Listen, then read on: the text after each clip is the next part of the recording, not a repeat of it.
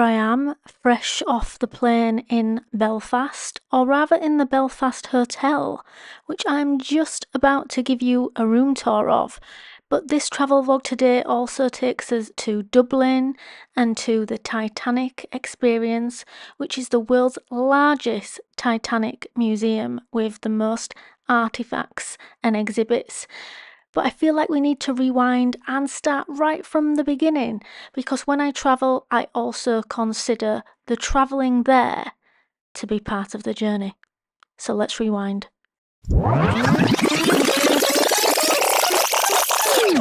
The day we actually set off, it was my birthday, so I started the day by opening my birthday presents and packing my very small bag to go. As you can see, it is mainly filled with camera equipment. As our trip was only to last 3 nights and 4 days, we didn't need to take much, but en route we stopped off for some Asian street food in our nearest city and airport, plenty of coffee, and this absolutely delicious espresso martini with salted caramel caviar. As we live quite far from the airport, we always like to make the journey to the airport and to the country we are going to a little bit of the experience itself. My partner here is enjoying a maple syrup smoked old-fashioned whiskey, all in the spirit of Ireland.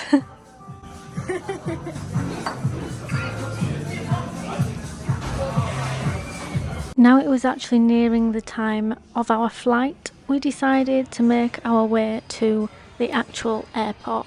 So here I am grabbing a quick coffee. We actually flew in the hours of darkness, so we didn't really get to see the emerald green hills from up high. It was, however, only a 1-hour flight from England. I've always wanted to visit Ireland, as I myself am quarter Irish, as my granddad is from Ireland. And finally, we're back where I left off. I am now going to give you the room tour, having just landed in Belfast. Hi everyone, so it's a bit of a lo-fi video today. We have just arrived this second, so I'm going to keep it really quick, but we thought it would make sense to do a room tour now before we mess the room up over the next couple of days. So obviously it is Northern Ireland, it is very cold, so I've actually got 2 coats on. I got this actually on the way because it was getting colder and rainy, so you might not have seen this coat before, but 2 layers. So let's start here with what we have. It is a 4-star hotel, and we've got extra pillows, places to hang all our things. We have a little mini fridge. There's chocolate bars, cokes and things. We have a little safe. We don't ever use that though. We have a coffee machine, Irish tea, different instant coffees, biscuits, cookies, kettle, etc. Extra towels. And then the bathroom is in here, but we'll come back to that. We have a large bed. The bar downstairs actually looks really nice. I'll show you that at some point, and the rest of the hotel, maybe in this same video, not sure yet, maybe in a different video. Somewhere to put your case, but obviously we've come for such a small holiday that we've both just brought little bags. Nice big TV and a little table to sit at, and we've also got sort of a city view. I don't know if you can really see that well out of that window.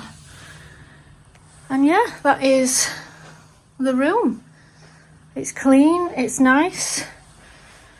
The breakfast is supposed to be really good, so we will probably have breakfast one morning. The bathroom has got a few signs of wear, but it is all quite nice. Different things. What else is there? A little bit of peel in there, but in general, it all looks okay. It's always nice after a journey to come. The best thing though is actually the bed. The bed and the pillows look very firm, which is how I like it. Yeah, the bed looks good quality. So I will probably add some more details about the hotel to the rest of this video. But for now, even though it's very late when we've arrived, we can't resist going out and having a little explore for a couple of hours. Bye for now. My partner had been waiting for me in the hotel bar whilst I did the room tour, but then we got adventuring around. We were lucky enough to be very central, near to City Hall that you can see here, which also houses the Titanic Memorial Garden, which I will show you when it is lighter tomorrow. When my partner and I go exploring when we are at a new city, we are literally like two children in a candy store. We just want to get out straight away and get exploring no matter how late we arrive. And it is now sort of nearly like 11:30 at night, but we did actually walk around part of the city centre before returning home to sleep. But I think it ended up being around 1 or 2 a.m. in the morning by the time we went to sleep. Needless to say, I look pretty tired in this next clip. Just woken up. I'm very tired. I skipped most of the journey to Belfast out of the way. But anyway, we're here.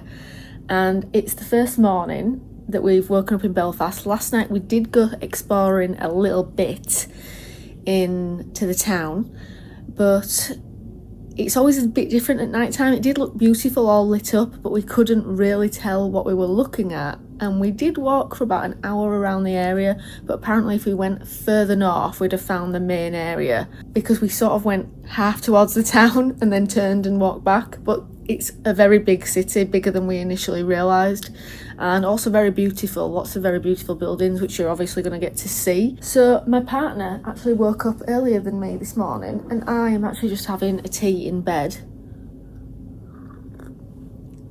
Now, we don't normally have a very big appetite in the morning I should say, but he has woken up with a big appetite and he's gone down into the hotel for breakfast.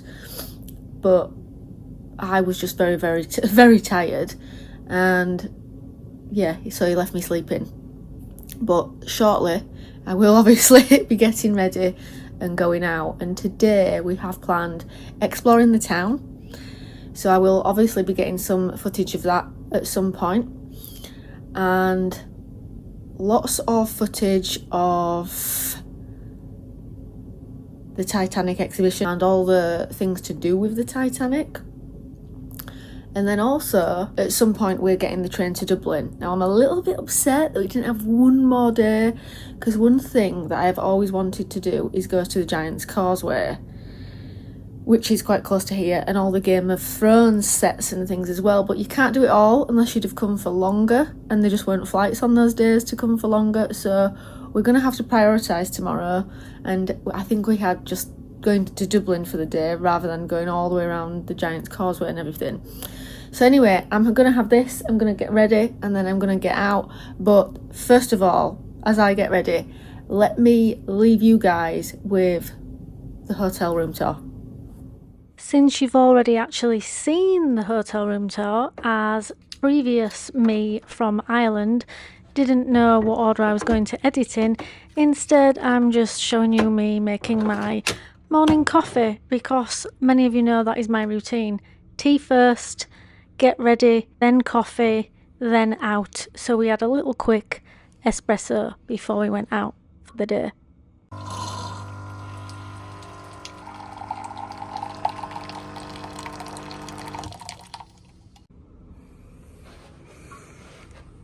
Espresso, then explore Belfast.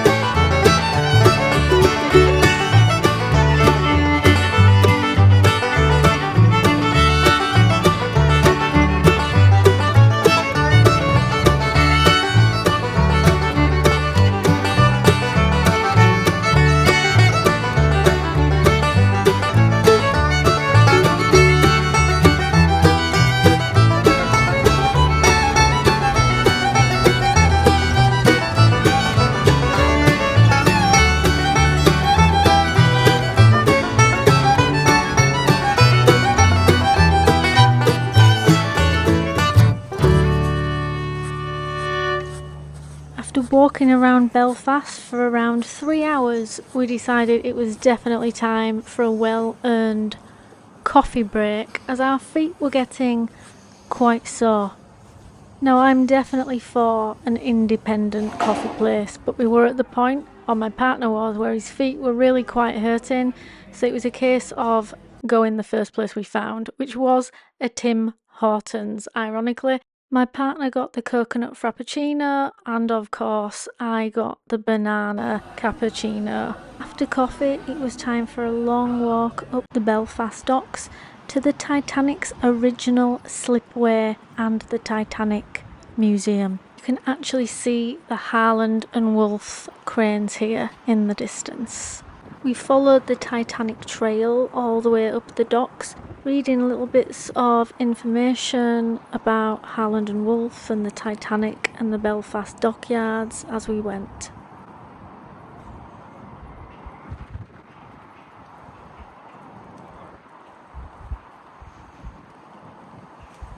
We noticed that throughout the whole of Belfast City, in fact, there were lots of sculpture, obviously particularly from metal given the industry that they are in, but just so much artwork throughout the whole city, even including poetry written on walls. Many pieces also relating to the Game of Thrones TV programme, which were obviously filmed mainly in Ireland.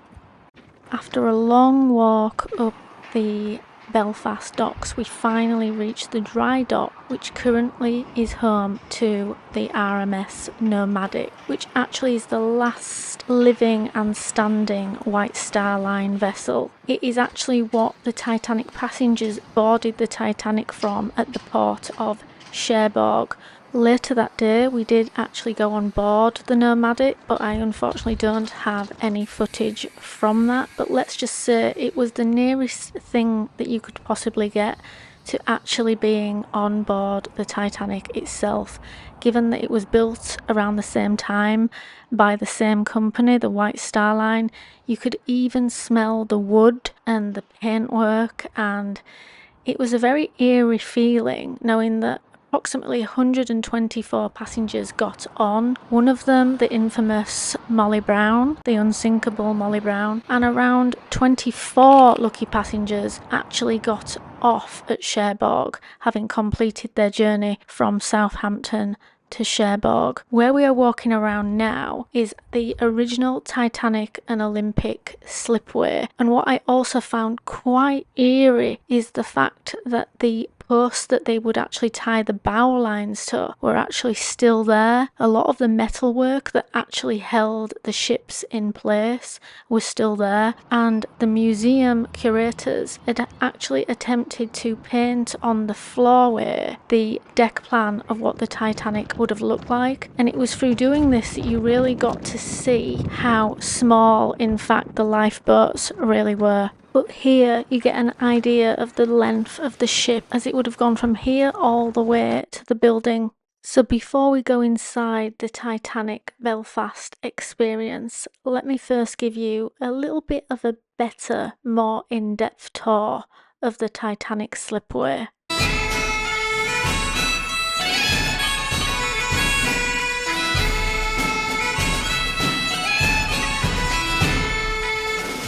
I am currently standing outside the Belfast Titanic exhibition and museum.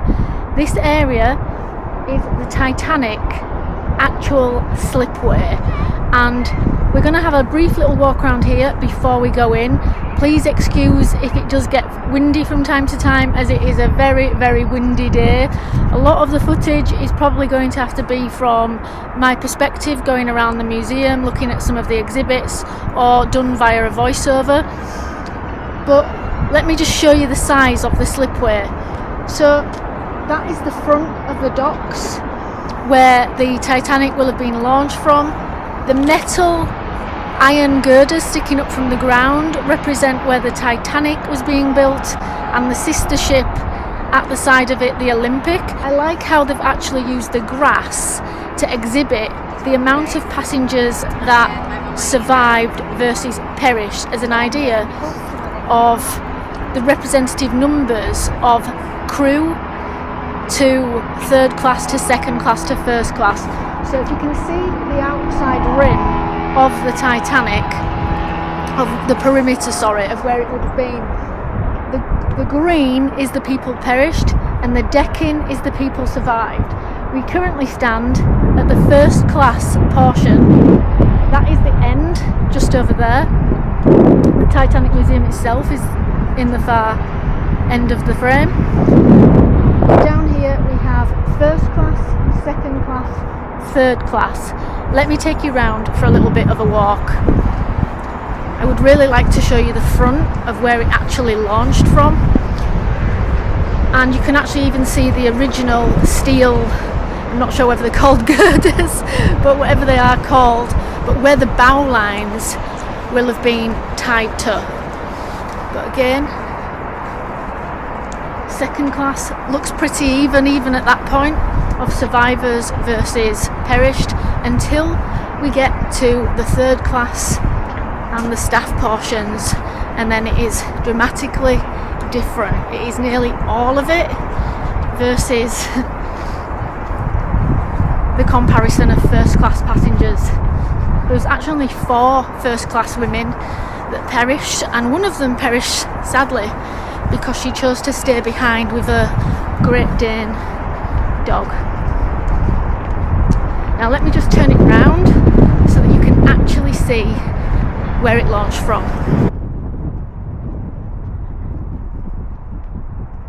So this area just here represents where the bow of the Titanic will have actually been sitting. And these are the original fronts of the dock, where the bow lines will have been tied at both sides. Titanic slipways.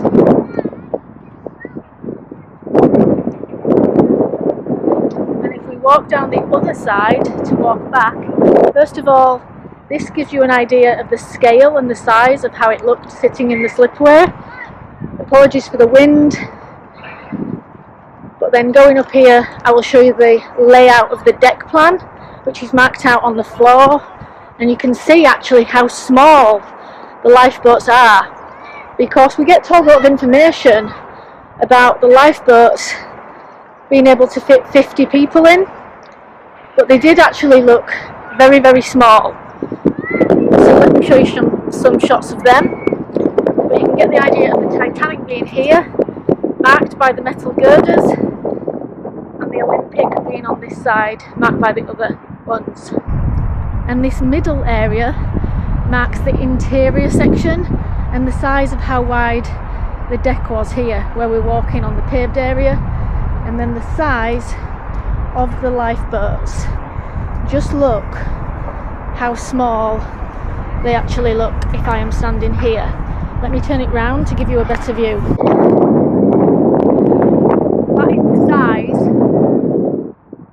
of, it's very bright, that is the size of the lifeboat. Very, very little.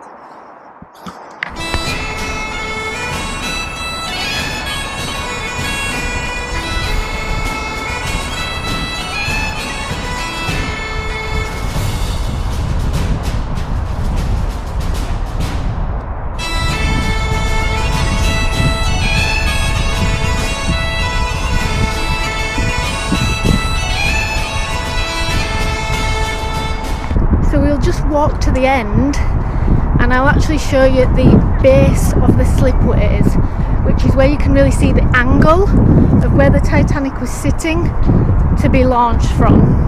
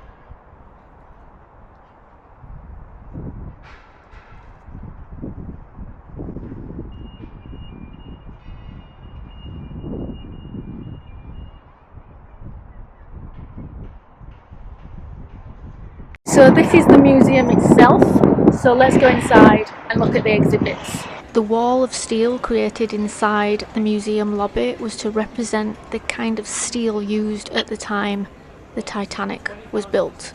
It was at this point I also discovered that I wasn't really allowed to film inside, so I could only get the odd shot of the main artefacts for you all, which I will share here, but I couldn't obviously do a whole tour inside the museum, as that is what people pay for the tickets.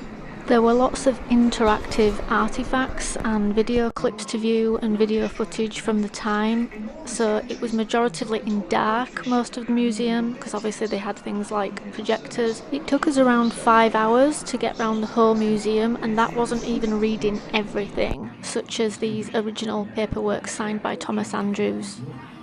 This is the clocking in clock for the workers in the Belfast yard, and a wage slip book, and also the original plans of the ship itself. This steel construction is also representative of the ship scaffolding that the workers would climb without safety equipment and regularly fall from. The Titanic was proclaimed the pride of Belfast.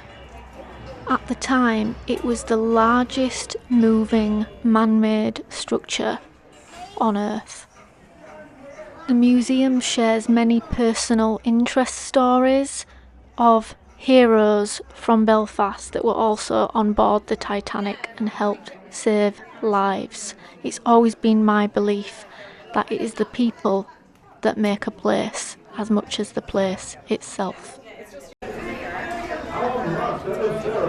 There were original tickets and billboards and leaflets from the time, as well as some letters that were received from actual passengers on the ship that were offloaded at some of the ports such as Cherbourg and Cork. Also, the camera that you're about to see is the camera that actually took most of the photographs that are infamous from on board the Titanic. This is an original menu that somebody had slipped into their pocket the day of the disaster, and having been rescued on the Carpathia, later discovered they still had the menu in their pocket. This life jacket is one of only 6 surviving life jackets in the world, and behind the life jackets you can see a list of all the perished people on board the Titanic. It was in this momentous moment of seeing it all on a huge screen that the travesty of the event really kind of hits home. The saved versus the lost.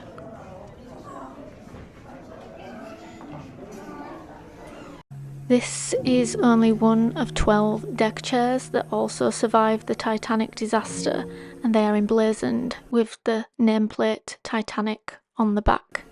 This next artefact I found particularly poignant, as it is actually stopped at the time of 1:27, the time that the bearer fell into the freezing Atlantic Ocean.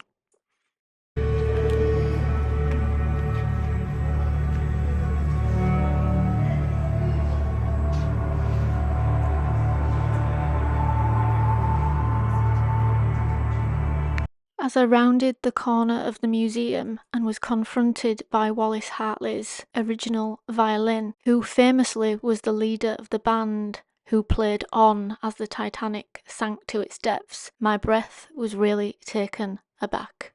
I actually felt overwhelmed with emotion, as I felt akin in some way to Wallace Hartley, as he is a Yorkshireman coming from the same region of the UK as myself, and actually used to live in a home that was next door to the home that I partially grew up in. Having always had an enigmatic wondering about the Titanic, I used to imagine what it will have been like for Mr. Hartley leaving his home and walking down the same street that I used to walk to, knowing that he was going to board Titanic, but yet not actually knowing what was in store for him. So call it a morbid fascination if you will, but I have always wanted to see the actual violin that he played with, and gave many people comfort in their hour of need. The bottom of the violin features an emblazoned nameplate from his fiancée Maria, which reads, "To Wallace, Hartley, with love from Maria."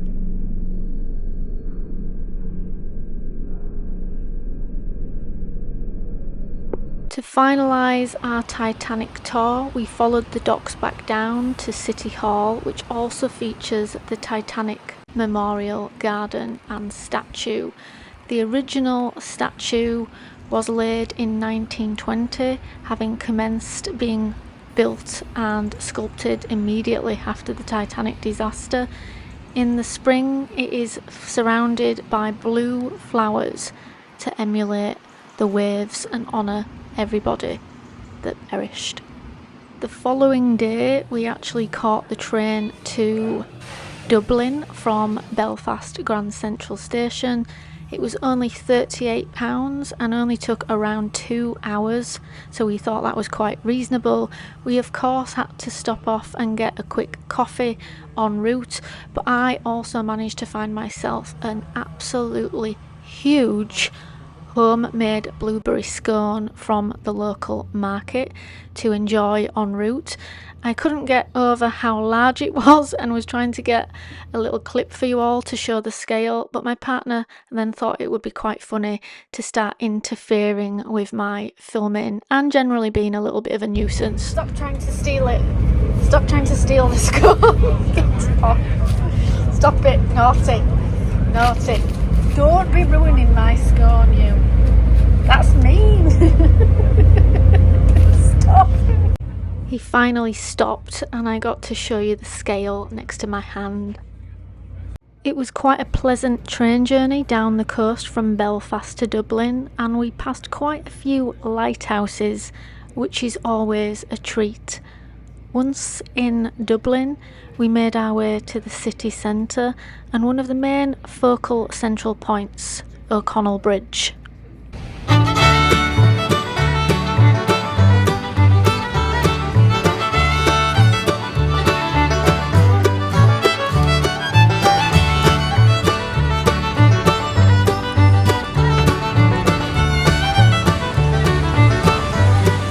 I also think that you can't really go to Ireland without going in an Irish pub. However, as I don't usually drink, I decided I would have a little bit of a hybrid situation going on and have an Irish coffee. And wow, did that make me feel like it really was the top of the morning.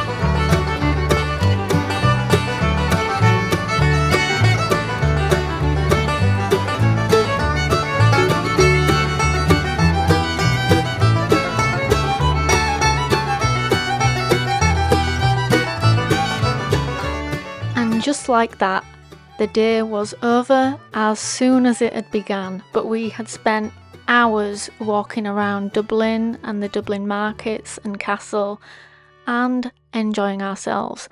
And then it was a coffee and the train home to Belfast, our home from home.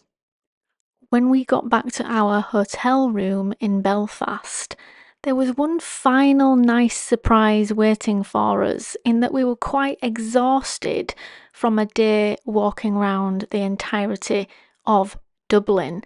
And the final surprise was that our minibar that we thought we had to pay for was entirely free.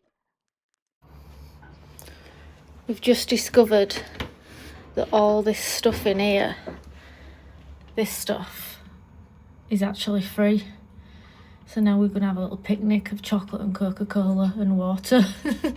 In the very early hours of the following morning, it was time for our return journey home. It's often on the journey home from any country that I have visited that I reflect and contemplate about what I've learned from the place that I've been, and I also contemplate the culture, and a large part of that for me is always the writers. The writers are the voice of the people. And the people really do make the place, and never have I found such hospitable people.